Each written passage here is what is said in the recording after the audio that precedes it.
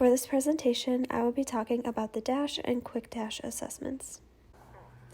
DASH stands for the disabilities of the arm, shoulder, and hand. Therefore, the area being assessed is overall upper extremity function and symptoms.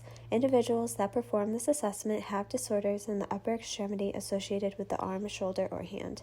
Some examples of diagnoses could include MS, arthritis, or musculoskeletal conditions. The DASH is a 30-item self-reported questionnaire asking the degree of difficulty and status of pain when performing certain tasks or occupations within the past week. The clients will rate the degree of difficulty on a scale of 1 to 5, with 1 meaning they have no difficulty and 5 meaning they're unable to complete the task. This test is administered to individuals who are 18 years or older, and it can take anywhere from 5 to 30 minutes to complete depending on client factors such as cognition. The clients can either review and answer the questions on their own, or the therapist can ask and record their responses. This is the design of the DASH. The first page focuses on physical function during specific tasks, and the second page talks more about symptom severity and possible interferences with sleep, work, and social participation due to their disability in the upper extremity. There is an optional set of 8 questions that address specific work and sports or performing arts activities. This is normative data for the DASH assessment of the general U.S. population and then of male and females. N is the total number of respondents, and the mean is similar between the DASH and the QuickDASH. In all of my articles, the DASH assessment was found to have very good reliability and validity across the different studies. They all address different populations who are experiencing upper extremity dysfunction and disability. For reliability, the intra-class correlation coefficient was 0.96, and this was high across all studies, indicating high reliability. Studies showed the test-retest reliability of DASH was from 0.91 to 0.96, and anything greater than 0.7 is considered good reliability. Research also shows that the DASH assessment has high internal consistency with a Cronbach alpha score of 0.91 to 0.95, which is also supportive of a high reliability. The validity was found to be 0.7, and this was deemed an acceptable fit. Research shows the DASH has good construct validity with the Shoulder Pain and Disability Index and the QuickDASH assessment. The DASH is a self-report patient outcome questionnaire that is administered with paper and pencil. The therapist will instruct them to answer every question based on their condition within the past week and circle the corresponding number on the scale that matches their ability. It can also be verbally administered depending on what the client prefers. For physical function, 1 is no difficulty, and it increases to mild, moderate, and severe difficulty and ends at 5, with them being unable to perform the task. The 5-point Lichter rating scale is used for all the categories, with 1 being the least amount of pain or dysfunction and 5 being the most severe. If the client didn't perform an activity within the past week, then they are asked to give their best estimate. It also doesn't matter which hand they use when performing the tasks, as they are answering on their level of ability. For scoring, the equation listed below calculates as a percentage, and 0% indicates no disability and 100% is maximal disability. At least 27 out of the 30 questions have to be answered in order to do the calculation.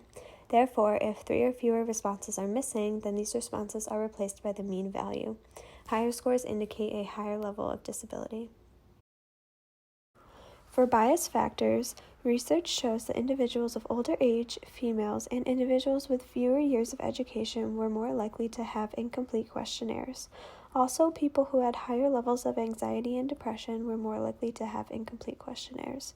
When looking at the assessment as a whole, some questions may not apply for all individuals or cultural groups, as some may be considered leisure, or may not apply to the culture they identify with.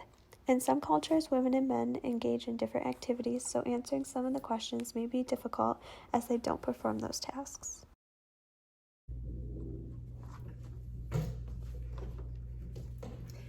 So today you will be filling out the DASH questionnaire, which is the disabilities of the arm, shoulder, and hand.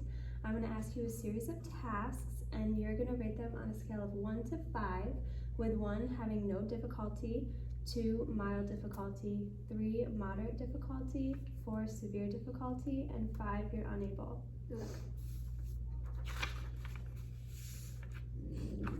So this questionnaire asks about your symptoms as well as your ability to perform certain activities. Please answer every question based on your condition in the last week by circling the appropriate number, which I will do for you. If you did not have the opportunity to perform an activity in the past week, please make your best estimate on which response would be most accurate. It doesn't matter which hand or arm you use to perform the activity. Please answer based on your ability, regardless of how you perform the task. Ready? So please rate 1 to 5, opening a tight or new jar. A 2. Writing. A 1. Turning a key. 2. Preparing a meal. 4. Pushing open a heavy door. A 2. Place an object on a shelf above your head. 3. Doing heavy household chores like washing floors. I would say 3. Gardening or yard work. 2. Making a bed. 1. Carry a shopping bag or briefcase. A 1. Carrying a heavy object over 10 pounds. 2. Changing a light bulb overhead. 3. Wash or blow dry your hair. 2. Washing your back. A 2. Putting on a pullover sweater. 1.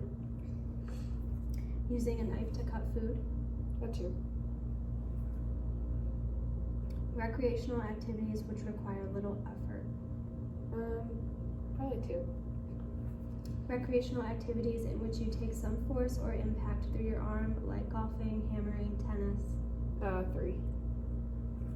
Recreational activities in which you move your arm freely, like frisbee or badminton. Probably a 2. Manage transportation needs. 1. And sexual activities. 3. For this question, you're still going to answer 1 through 5. 1 is not at all, 2 slightly, 3 moderately, 4 quite a bit, and 5 extremely. So during the past week, to what extent has your arm, shoulder, or hand problem interfered with your normal social activities with family, friends, neighbors, or groups? A 3.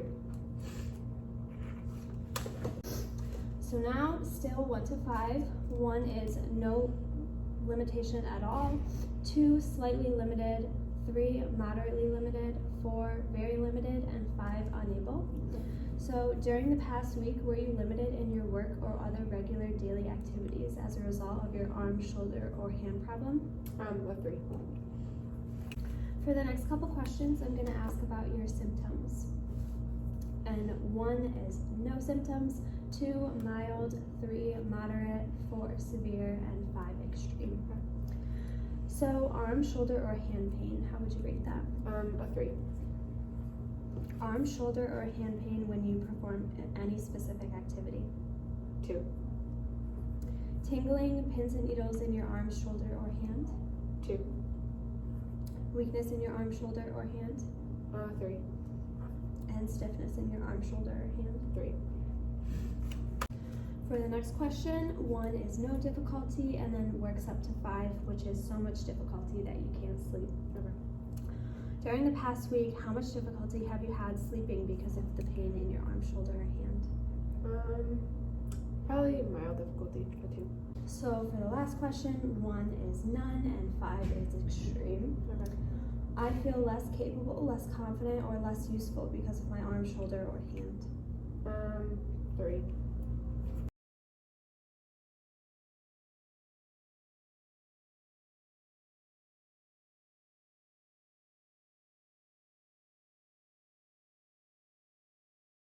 Next is the QuickDASH, which is just a shortened version of DASH.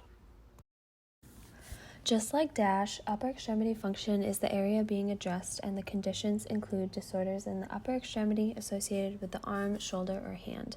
This is an 11-item self-report questionnaire centered around the degree of difficulty and pain present when performing tasks or occupations within the past week.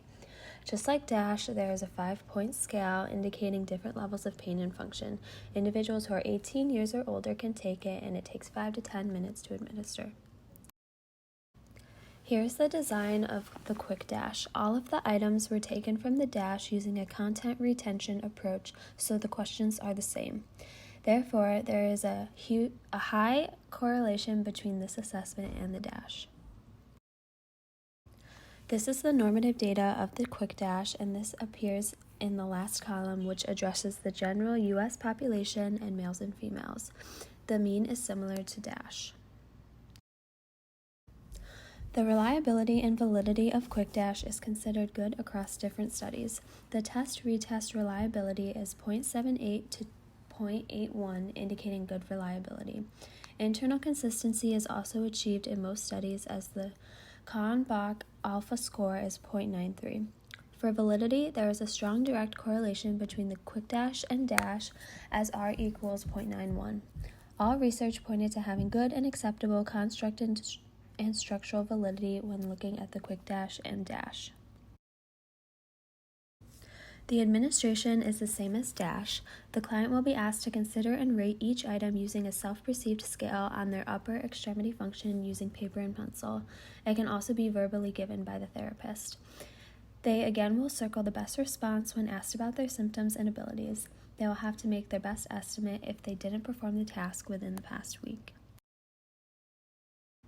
The QuickDASH still uses a 5-point Likert scale, and the score is calculated as a percentage, with 0 indicating no disability and 100 indicating the most severe disability.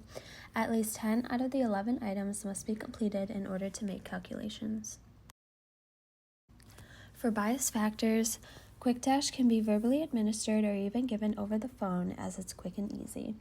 There can also be cultural differences when it comes to expressing and vocalizing pain, and as it may be a sign of weakness for some, so answers may not always be accurate. So this is the QuickDASH assessment, which is a shortened version of the DASH. This questionnaire asks about your symptoms as well as your ability to perform certain activities. Please answer every question based on using your injured arm or hand in the last week. If you didn't have the opportunity to perform an activity in the past week, please make your best estimate to each question. One is no difficulty, 2 is mild difficulty, 3 moderate, 4 severe, and 5 unable. Okay.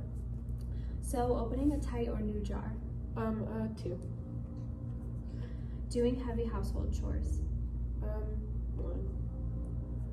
Carrying a shopping bag. 1. Washing your back. 1.